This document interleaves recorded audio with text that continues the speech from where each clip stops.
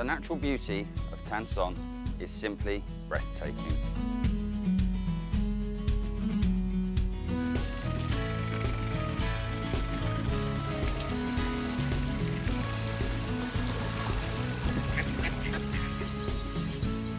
From the mountains to the rivers and all the way through the tea fields.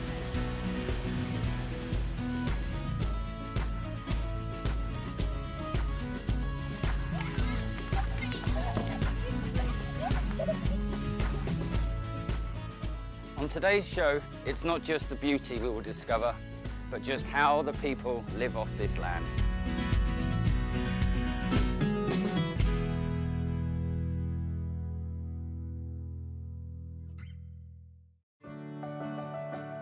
Tân Sơn is a mountainous district in the southwest of the Phu Thô province and is the largest district in this province. The topography of Tân Sơn features most typically a midland district with low hills intermingling with the fields and the stripes of the rivers. Tân Sơn is home to many ethnic groups, with more than 80% of the population being Hmong. The Dao and the Hmong people come second and third respectively. They live together, interwoven to create a picture of colourful ethnic cultures.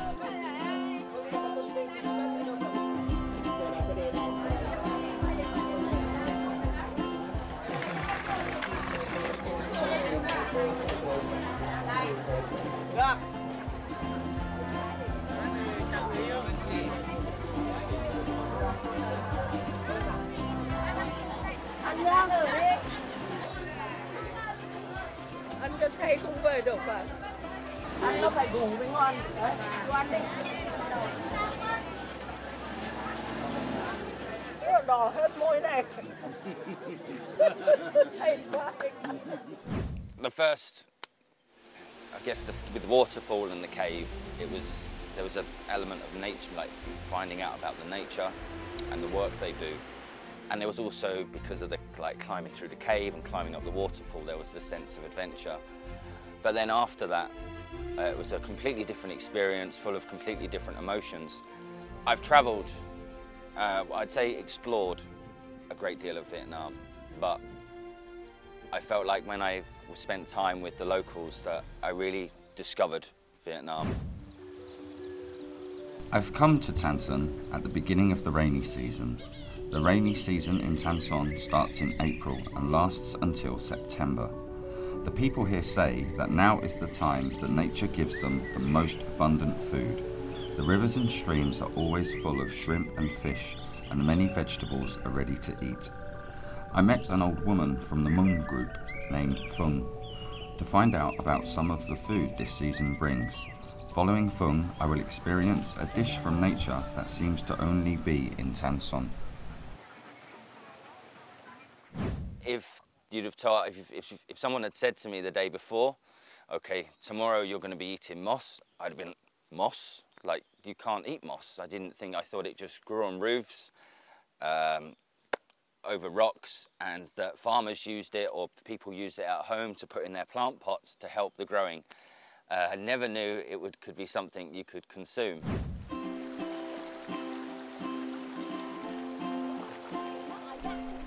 Phung led me straight to a stream near her village, and on the way I found out she would get moss to eat.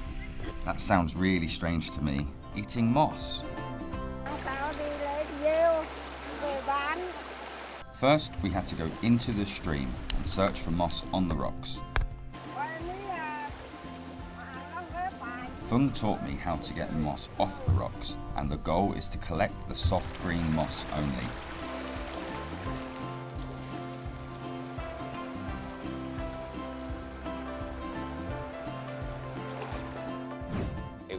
It was really quite a special experience to be in the river collecting the moss with the lady who's quite famous in the village.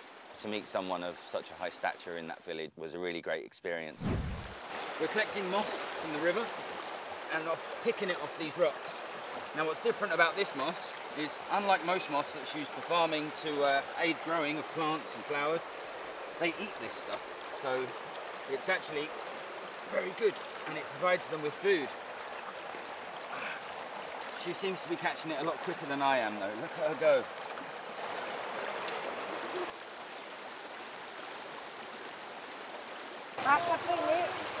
Okay. Okay. Okay, that belongs to you. Let's see if we can catch some.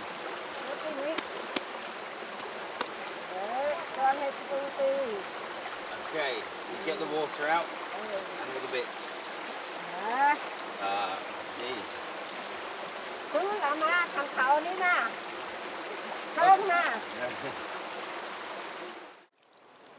According to Fung, the more the water runs, the more the moss grows.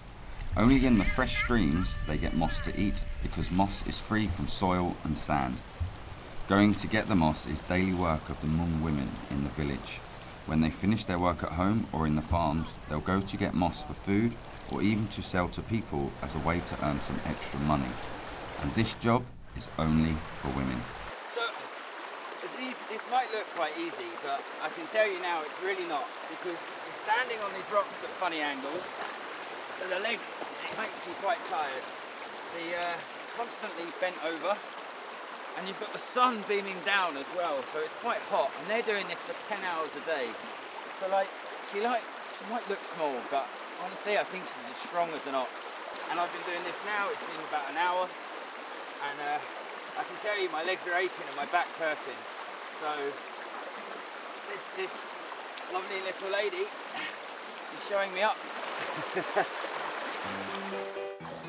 At first, I thought it would be easy to collect the moss, but it's not. When I reached down into the water, sometimes I didn't catch moss at all. Sometimes I collected moss that was no good, and sometimes I found myself on the receiving end of creatures that really didn't appreciate my presence. Hey! Oof! Hey, what was that? That's not moss. There you are. Come here, you. Oh. Let's see. So there's also crabs in this river. Gee. Hey, ngon này, ngon đấy. Yeah? Are there many? You want? Okay, you take it.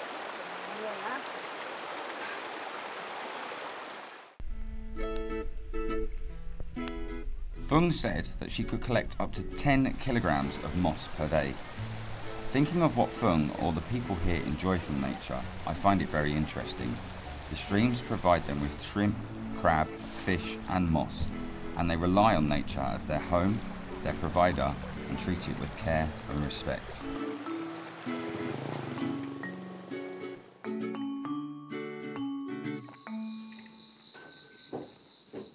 To be welcomed into our home as well, because I'm just a stranger here. She doesn't know me, but you know, it was. She was very happy. We had a few laughs together. I felt like I was learning because it's something that had been passed down. The moss eating has been for generation and generation and generation. So I didn't feel like I was just learning from her. I felt like I was learning from her parents and her grandparents, and you know, I don't believe at any point what she did, how she cooked it, how they collected it has changed for however long this has been going on. I sincerely believe that the methods that was used in collecting it, the method that was used in preparing it, the method for cooking it, I think has been a long-standing tradition, and I don't think they've touched that the slightest bit since day one. And ready to cook, yeah? In this little parcel, with not only do we have moss, but she's added like some chopped up leaves, some ginger, some lemongrass and some seasoning, wrapped it all up in this parcel and then placed it here. Now, it takes quite a long time to cook this, about an hour, I'm told. So what happens is they don't put it on the fire because it's too hot.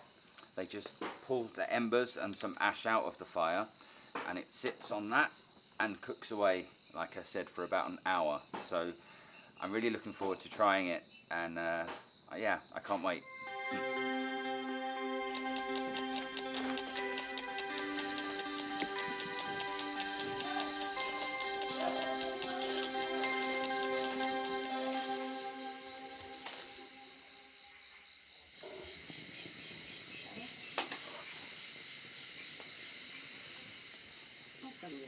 ăn được nữa.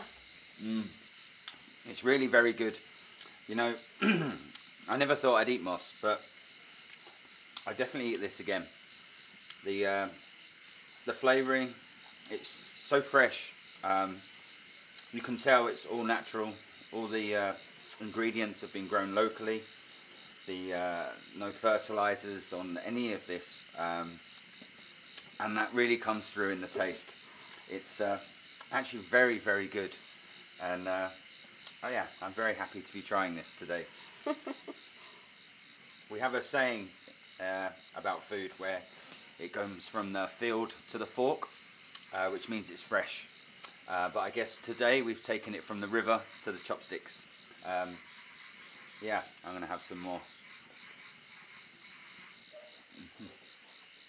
Không ăn được nữa. Ăn đi.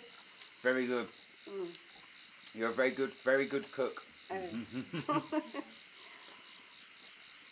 I'll be back for more.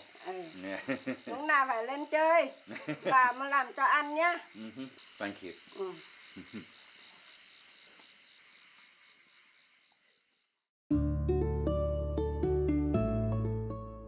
Whenever talking about Phu To, people immediately imagine the image of palm forests and tea hills. And today, only when I have a chance to visit this land can I feel its poetic beauty.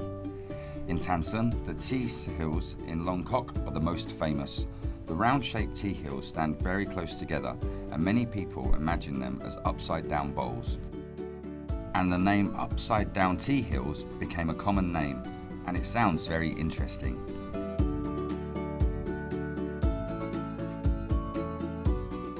Tea plantations have been associated with the locals here, forming a part of the history, the culture, and the economy of this land.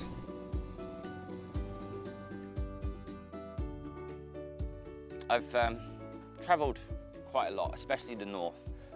The interesting thing was that one of the places I hadn't been was Phu To and Son. I guess the big differences in myself is I had explored Vietnam. And I'd had some nice homestays, and I've seen some beautiful scenery, but never before have I felt quite part of the environment, part of the culture. I met Tien, a tea grower in Tân Sơn, to find out about the role the tea plants play in the life of the locals.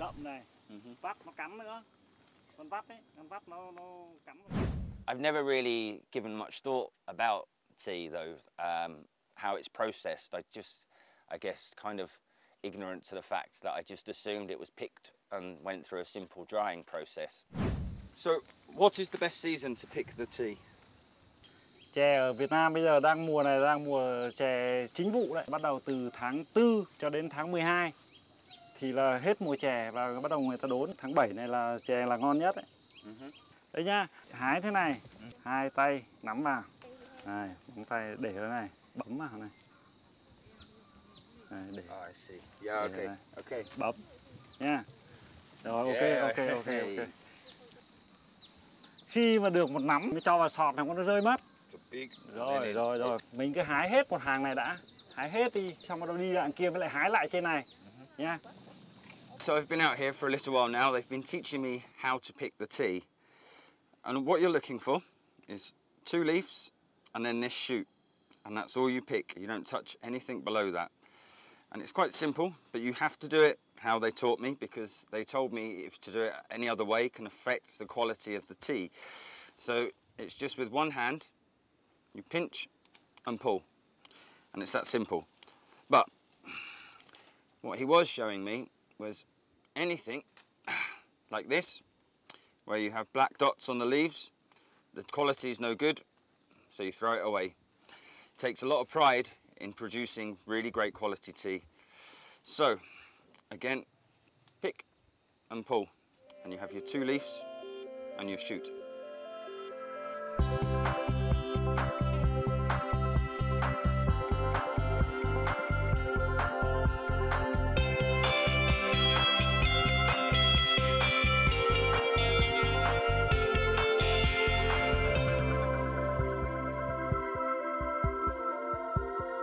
Now, know I said the technique's easy, but believe me when I say the job isn't. As Tom was saying earlier, you know, there's things in the fields, leeches or bees that can attack them. But the thing that makes this really hard is the sunshine. On these mountains all day, or these hills all day, with this glaring sun on me, I mean, I've been doing this for an hour and I've already had enough. It's quite remarkable, and I have quite a lot of respect for these people because I don't know how they do it all day. I really don't. I mean, I'm sweating like a pig. They're picking like lightning, whereas I find myself scanning the bushes, trying to find the right one to pick. I've worked hard all my life, and sometimes in the sunshine in England all day as well, but it's nothing compared to this. It's, yeah, very, very hard. Đi hái chè này là phải đi hái buổi sáng và đợi cho nó hết sương, cho nó khô là mặt lá này. Tức không còn ướt nữa. Về thì chế biến thì nó sẽ tạo ra cái hương vị rất là ngon. Còn nếu mà chè mà có nước là chè sẽ không ngon. Hái chè như thế này rất là đơn giản, cầm như thế này thôi. Thế nhưng mà tại sao lại có người ta hái chè rất là ngon mà có người hái chè lại không ngon? Phải biết trân trọng cái búp chè, nâng niu nó. Đừng để cho nó dập nát thì khi mình chế biến ra chè sẽ rất là ngon. How much tea can you pick in one day? Một người một ngày hái giỏi thì được 10 kg thôi. Đấy là người hái giỏi nhất. Còn như mình này là con trai thì nó không phù hợp với cái ngành hái chè lắm thì được 5 kg thôi. Thì hái chè này là phải chịu khó, là phải chuyên tâm vào làm. Thời gian giải lao rất là ít, một ngày phải làm 8 tiếng. Sáng đi từ khoảng tầm 5-6 giờ sáng đến 10-11 giờ thì mới nghỉ. Khi nào nắng gay gắt nhất thì mới được về.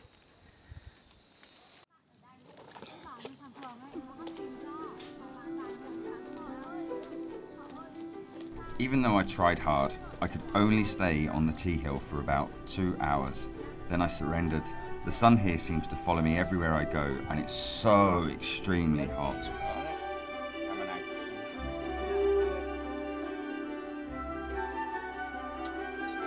Anh ơi, thử quả này. Ok. Thử quả này này.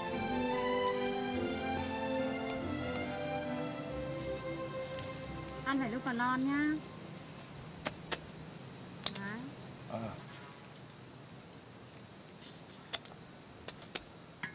Thì xay cả nước chè nữa. Đang đói xay cả nước chè.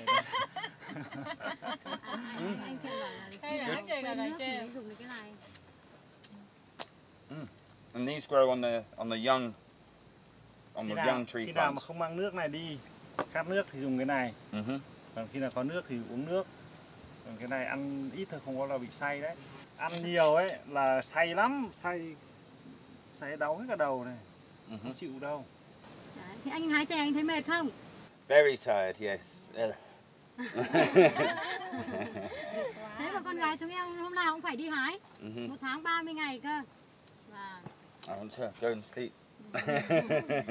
Vất vả thế cơ mà. 1 tháng 30 ngày phải đi đều. Nếu không đi thì chè già mất. Có hôm mà đến lứa chè như chè tốt như kia kìa, là có hôm chưa kịp ăn sáng đâu. Phải đi hái luôn. Chưa về đói ơi là đói. Ở đây nó làm ăn thì nó vất vả như thế. Thế nhưng mà được ngược lại là nó có nhiều cái niềm vui. Ở đây là cái không khí này, không khí trong lành.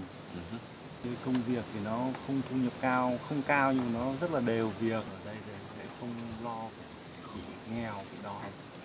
Okay, so we've been here all morning picking tea, and you can see that's what he's picked, and that's all I've managed to pick. But I take solace in the fact this is the first time I've done it, and this man's a professional who's been doing it for a long time.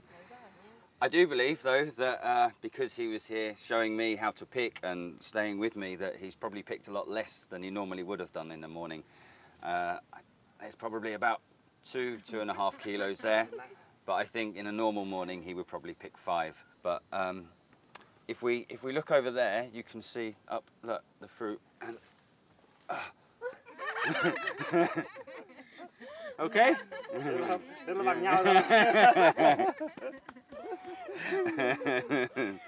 To meet Tiet, firstly, was a pleasure. Very nice man, very hard-working, left the army with nothing, didn't know what to do, so set up this small tea business at the time. has now grown into being something he can really be proud of.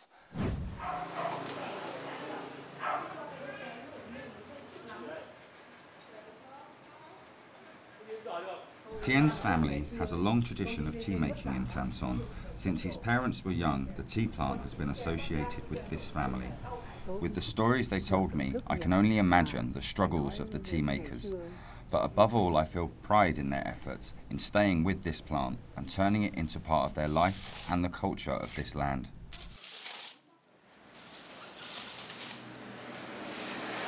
Buổi trưa mệt lắm, cả ngày làm cật lực, may chăng mới được độ yến chè tươi thôi. Đã đi làm ngoài đồi về lại còn phải quay chè để kiếm thêm. Cứ phải hai tay cứ múa đều mãi trong cái chảo này, nó rát hết đi.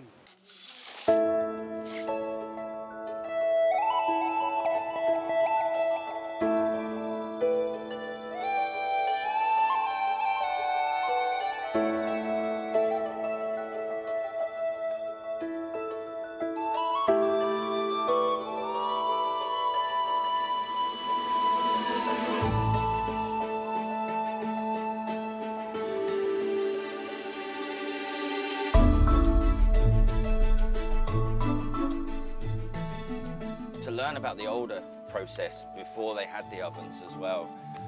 I mean, I said it was hard to be over that big wok, only being able to dry the tea in very small batches. I mean, that must have been really hard because the heat coming from that wok was incredible. And I'm turning it over, smoke is bellowing in my eyes. I mean, my eyes were streaming at one point. I had to look away like I was almost crying.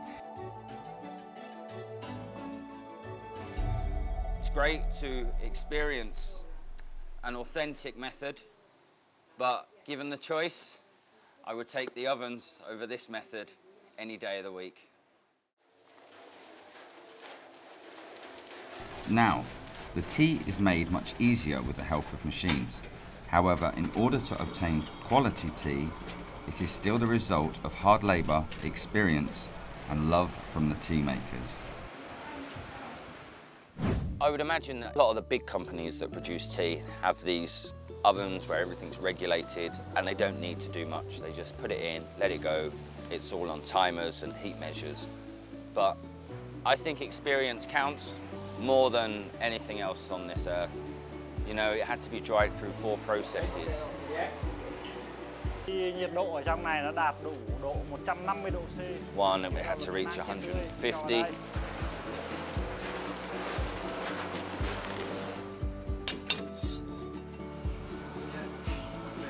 Khi nó vò như này được 10 phút, thì cánh chè nó sẽ xoăn tít lại, thì là mình cho ra. Okay. Cho ra là lại cho vào đây. Khi mà thấy nhiệt độ ở trong này nó đạt vào khoảng độ tầm 100 degrees. On the second go through, it had to reach 100. Then it comes out, it's fluffed up again, goes through a whisk, and then it has to stay in there until it reaches 80 before then the final drying process. Now, none of this is measured by temperature.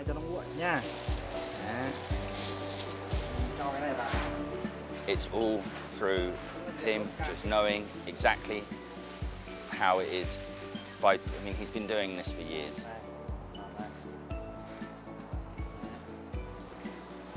Cái này nó khô rồi, cho xuống hết.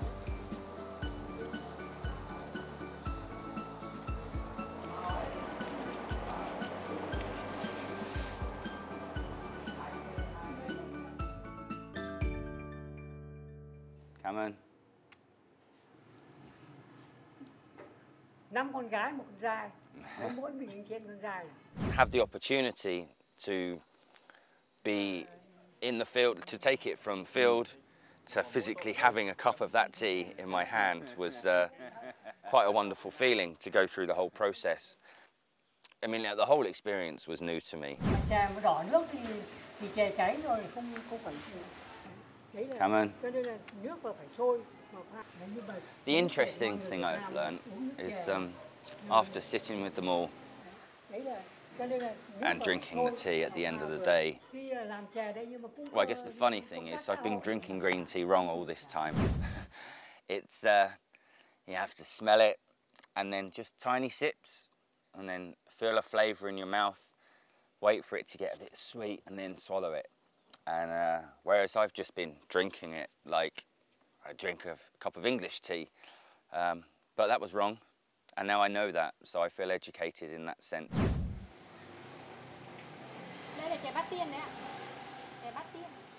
I think what was really special about it was to be able to learn from 2 generations of tea makers and to be able to sit with them at the end after they've welcomed me into their home and to sit round and all have some tea together like I was part of their family was very humbling. They couldn't have welcomed me more into their home with open arms, and you know, they've invited me back next time I'm in the area, and next time in the area I will go back and say hello and join them for a nice cup of green tea.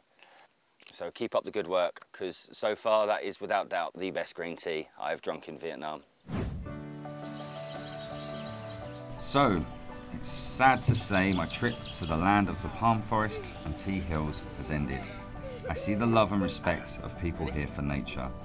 To them, nature is the very mother who gives them life, and they treasure the natural things bestowed on them with the purest of love. I have just loved all the little moments I've witnessed from this land. They're all snapshots of real life. Farmers on the fields, kids playing in the meadows, and the actual beauty this scenery provides is enough to put a smile on anyone's face.